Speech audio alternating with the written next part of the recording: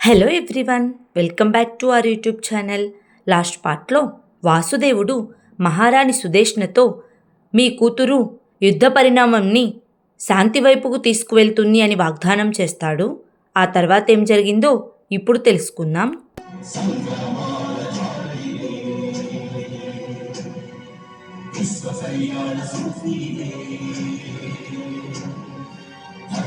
ధర్మము ఆది అనంతము సత్యమ సత్యము సాధనలంతము జాత్యంకార పర్యమ సారము శక్తి ఇదే భక్తి ఇదే జీవన్ ముక్తి మార్గమిదే పంచమ వేద సారం మహాభారతం కృష్ణుడు చూపిన లీల ఇదే జీవన వేద మార్గమిదే గీత జనించిన క్షేత్రమే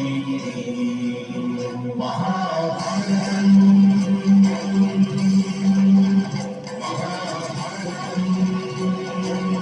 ఆ తరువాత ధృతరాష్ట్రుడు గాంధారి పడుకున్నప్పుడు ధృతరాష్ట్రుని కలలో ద్రౌపది ఇచ్చిన శాపం, భీముడు అర్జునుడు చేసిన వాగ్దానాలు, మహర్షి చెప్పిన మాటలు, కుంతి అన్న మాటలు అన్నీ గుర్తు తెచ్చుకొని భయపడుతూ లెగుస్తాడు.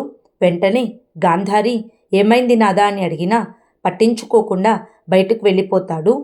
అక్కడికి వెళ్ళిన వెంటనే నాన్నగారు నన్ను రక్షించండి, భీముడు నన్ను చంపేస్తున్నాడు అని తన కొడుకుల కేకలను వింటూ అరుస్తూ ఉంటాడు. అదే సమయంలో గాంధారి విదురుని తీసుకొని ధృతరాష్ట్రుడి దగ్గరికి వస్తుంది. అప్పుడు విదురుడు, అన్నయ్య శాంతించండి, ఈ కేకలు కేవలం మీ మనసు నుంచే వినిపిస్తున్నాయి, కానీ త్వరలోనే ఈ కేకలు రణభూమి నుంచి వినిపిస్తాయి అని అంటాడు. అప్పుడు ధృతరాష్ట్రుడు ఏడుస్తూ, విదురా, నా కొడుకులను ఎలాగైనా రక్షించు విదురా, నిద్రలో కూడా వారి ఆర్తనాదాలే వినిపిస్తున్నాయి, మేల్కున్న వాళ్ళ మృత్యుఘోషనే వినిపిస్తుంది, నాకెలా ఉందో తెలుసా, నా అవయవాలను ఎవరో ఒక్కొక్కటిగా ఖండిస్తున్నట్లు ఉంది, ఈ బాధను నాకు తట్టుకోవడం వల్ల కావడం లేదు విదురా అని ఏడుస్తూ ఉంటాడు. అప్పుడు విదురుడు, బాధ కలగడం సహజమే అన్నయ్య, మీరు ఇంకొకరి బాధను చూసి ఆనందించారు, ఇప్పుడు వారు ఆనందించాలంటే మీరు బాధపడవలసిందే. ఒక్కటి గుర్తుంచుకోండి, నదిపై ఆనకట్ట నిర్మించే వారికి ఆనందం లభిస్తుంది, అలాగే ఆ ఆనందంతో పాటు భయం కూడా ఉంటుంది. ఎందుకంటే ఆ ఆనకట్ట తెగిపోతే పక్కనున్న నగరాలకు జీవనాధారమైన నది ఆ నగరాలను ముంచేస్తుంది. పాండవుల సామర్థ్యంపై మీరు నిర్మించిన మోసమనే ఆనకట్ట తెగిందన్నయ్య, అది ఎప్పుడో మీ కొడుకులను ముంచేస్తుంది అని అంటాడు. వెంటనే ధృతరాష్ట్రుడు కోపంతో, నువ్వలా మాట్లాడకు విదురా, నా కొడుకుల మృత్యువు గురించి నువ్వు నా దగ్గర ఇలా మాట్లాడితే నిన్ను ఈ క్షణమే నా కాలుతో తొక్కేసి చంపేస్తాను విదురా అని అంటాడు. అప్పుడు విదురుడు, నాకు మరణం తప్పకుండా వస్తుందన్నయ్య, శరీరంలో ఉచ్ఛ్వాస నిశ్వాసాలు ఉంటే అది జీవితం అయిపోదు, హృదయంలో సుఖం, మనసులో ఆశ నశించిపోతే దానిని కూడా మృత్యువే అంటారు.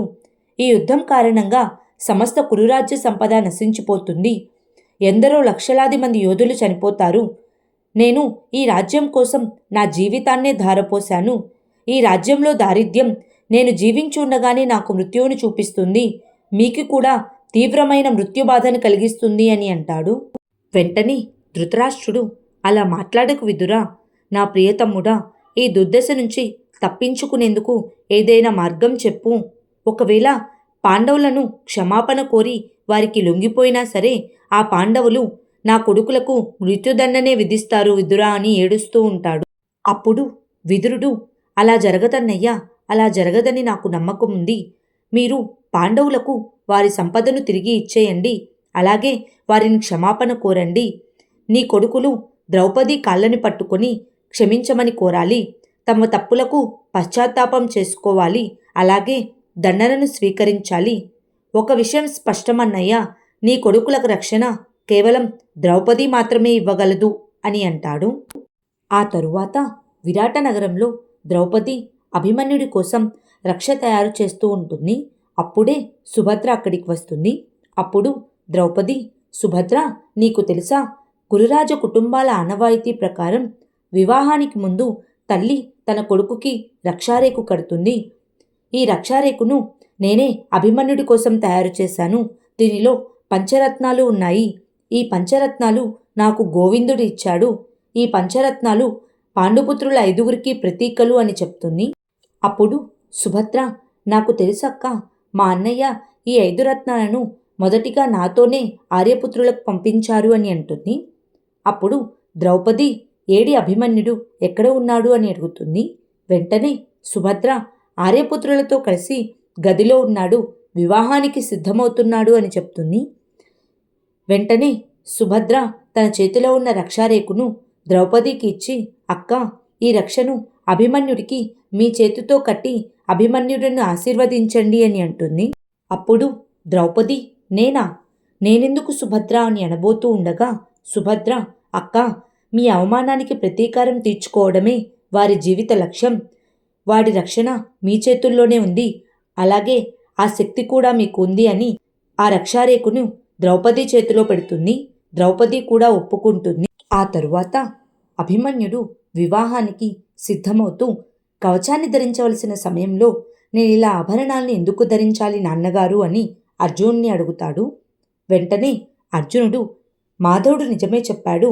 ఒక కొత్త జీవితంపై ఆశతో యుద్ధానికి వెళ్లే యోధుడికి సాఫల్యం తప్పకుండా లభిస్తుంది. విరాట మహారాజు మనకు రక్షణనిచ్చారు, అలా వారితో బంధుత్వం కలుపుకోవడం కూడా మంచిదే అవుతుంది అని అంటాడు. అప్పుడు అభిమన్యుడు, కానీ మావయ్య పెద్దమ్మ నన్ను ఆదేశిస్తే వివాహమైన వెంటనే యుద్ధానికి వెళ్ళకూడదని నేను వారి మాటను ఎదిరించాల్సి వస్తుంది. మీరంతా యుద్ధం చేయడానికి వెళ్తుంటే నా సోదరులు వారి చేతిలో శస్త్రాలను పట్టుకొని రణభూమిలో వారి పరాక్రమాన్ని చూపిస్తుంటే నేను రణభూమికి దూరంగా ఉండలేను అని అంటాడు. అదే సమయంలో ద్రౌపది, సుభద్ర అక్కడికి వస్తూ, ద్రౌపది, నేను నీకు మాటిస్తున్నాను, నిన్ను యుద్ధానికి వెళ్ళవద్దని నేను ఆపను. కానీ యుద్ధభూమిలో నీ ప్రాణాలకు కానీ నీ సోదరుల ప్రాణాలకు కానీ ఎటువంటి హాని కలిగినా, ఆ 100 కౌరవులు మరణించినా సరే మనది పరాజయమే అవుతుంది. ఈ కారణంగా నువ్వు రణభూమిలో ఎటువంటి అవసరం లేకుండా సాహసానికి ఒడికట్టరాదు అని అంటుంది. వెంటనే అభిమన్యుడు, ఈ వాగ్దానాన్ని మాత్రం నేను మీకు చేయలేనమ్మా, కానీ ఒక్క మాట ఇవ్వగలను, పెదనాన్నగారి ఆదేశాలన్నిటినీ పాటిస్తాను అని అంటాడు.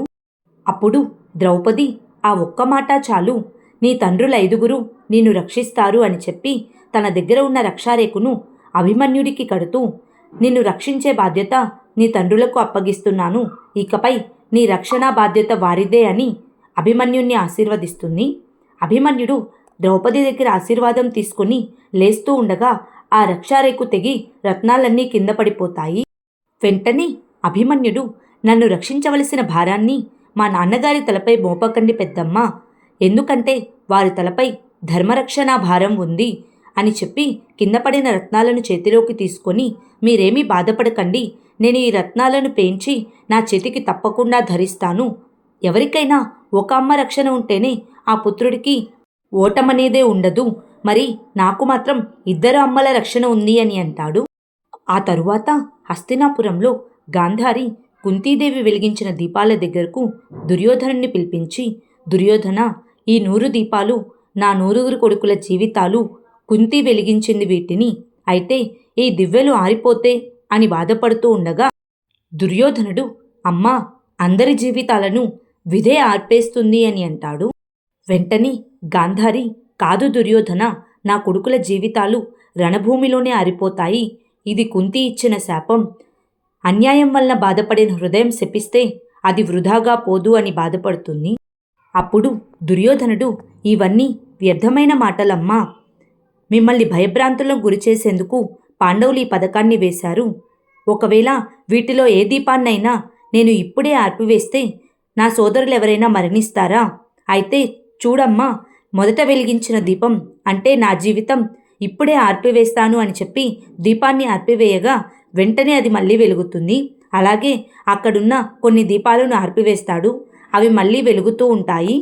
అప్పుడు గాంధారి, అవి ఆరిపోలేదు కదూ, అవి కేవలం రణభూమిలోనే ఆరిపోతాయి, ఇది చెప్పేందుకే నేను ఇక్కడికి పిలిపించాను దుర్యోధన, దయచేసి యుద్ధ నిర్ణయాన్ని మానుకో, ద్రౌపదిని క్షమాపణ అడుగు, వారికి వారి సంపదను తిరిగి ఇచ్చేసేయ్, నీ ప్రాణాలను రక్షించుకో అని ఏడుస్తూ ఉంటుంది. వెంటనే దుర్యోధనుడు, అసంభవం, మనిషికి జీవితం ఆత్మాభిమానం కన్నా ఎక్కువైనదేమీ కాదు, ఆ పాండవులు మయసభలో నాకు అవమానం చేశారు, నా ప్రతీకార అగ్ని వారు మరణించిన తర్వాతే చల్లారుతుంది అని అంటాడు. అప్పుడు గాంధారి, దుర్యోధన, మీ నాన్నగారి గురించి ఆలోచించు, ఆయన మనస్సు చెలించిపోతుంది. భవిష్యత్తు గురించి సందేహాలతో ఆయన రాత్రిళ్ళు నిద్ర కూడా పోవడం లేదు. దుర్యోధన, మీ అమ్మ దుఃఖాన్ని చూడు. ఒక తల్లి తన కన్న కొడుకులు మరణించారంటే ఆమె 100 విషసర్పాలు కాటువేసిన బాధను అనుభవిస్తుంది, నరకం అనుభవిస్తుంది, మృత్యువు కూడా ఆమెను దరిచేరదు అని ఏడుస్తూ ఉంటుంది. వెంటనే దుర్యోధనుడు, అయితే మీరు రాజమాత కుంతికి చెప్పండి, బాధపడడానికి సిద్ధంగా ఉండమని. ఒకవేళ రణభూమిలో ఎవరైనా మరణించారంటే అది ఆ పాండవులే అవుతారు. నేనే వారిని వధిస్తాను. అమ్మా, మీరు ఇటువంటి మాయాదీపాలను చూసి భయపడవలసిన అవసరం లేదు. ఇటువంటి మోసాలను నేను నమ్మను. నిజంగా ఇటువంటి దీపాలను వెలిగించి ఆర్పడంతో మనిషి జనన మరణాలు ప్రభావితమవుతాయి అంటే ఇటువంటి దీపాలను తయారు చేసే కుమ్మరులను తెచ్చి మందిరంలో పెట్టి పూజిస్తారు. ఈ యుద్ధంలో విజయం నాదే అవుతుంది. ఈ సమస్త విశ్వానికి నేనే సామ్రాట్టునవుతాను అని అంటాడు. ఆ తర్వాత ఏం జరిగిందో నెక్స్ట్ పార్ట్లో తెలుసుకుందాం. Please like, share and subscribe to our YouTube channel. Thank you.